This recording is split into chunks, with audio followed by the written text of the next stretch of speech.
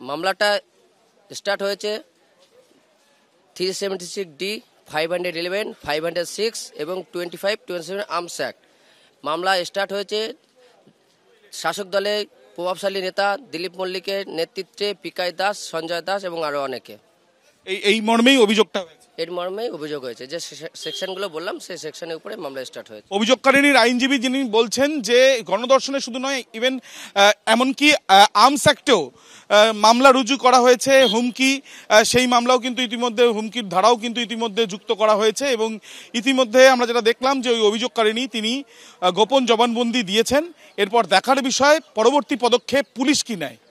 যে সন্দেশখালী নিয়ে বারবার তৃণমূল কংগ্রেস চেষ্টা করছিল স্টিং অপারেশনের ভিডিও বের করে প্রমাণ করার জন্য যে এই ঘটনা সম্পূর্ণভাবে মিথ্যে ঘটনা, মহিলাদের উপর এই ধরনের কোনো অত্যাচার হয়নি, বারবার তৃণমূল এটা চেষ্টা করছিল প্রমাণ করা।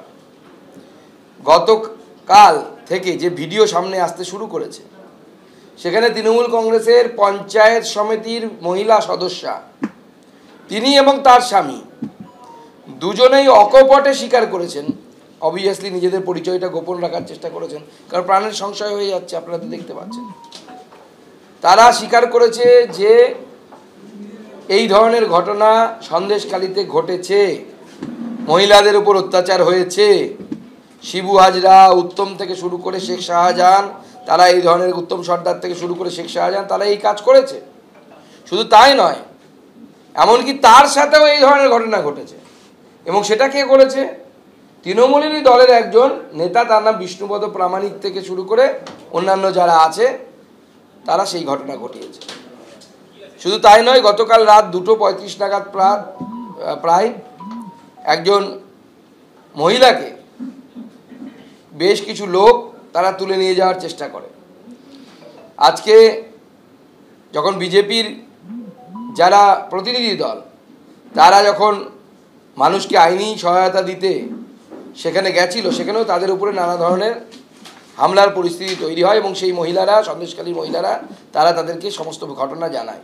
বিজেপি সন্দেশখালীতে দিলীপ মল্লিক যখন দায়িত্ব নিয়ে দলগতভাবে তৃণমূল কংগ্রেসকে এগোচ্ছে এবং বিজেপির যখন তার পায়ের তলার মাটি হারাচ্ছে, তখন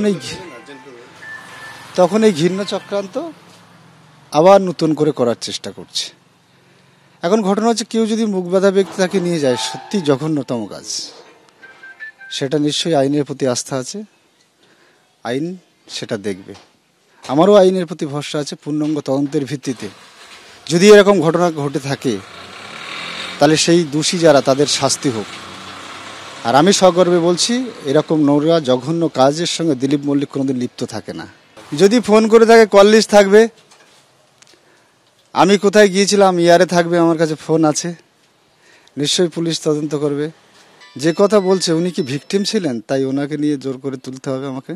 নিশ্চয়ই তদন্তে না, উনি তো ভিকটিমের তালিকায় নেই। উনি আন্দোলনকারীদের সঙ্গে অংশগ্রহণ করেছিলেন। যখন ছেলেরা আন্দোলন করছিল জমি নিয়ে, যখন লিচের টাকা নিয়ে, তখন ছেলেরা চেপে গিয়ে মেয়েরা যখন সামনে আসে, তখন সামনে এসেছিল। লোকে বলছে, দিলীপ মল্লিককে যদি ঘৃণ্য চক্রান্ত করে দোষী সাব্যস্ত করতে চায়, সেটা আইন বুঝবে। কিন্তু আমার লড়াই, তৃণমূল কংগ্রেসের লড়াই, আমাদের যে লড়াই, সে লড়াই জারি থাকবে। যেদিন আমাদের মারল, সেদিনও বিজেপি আমাদের নামে অভিযোগ করছে।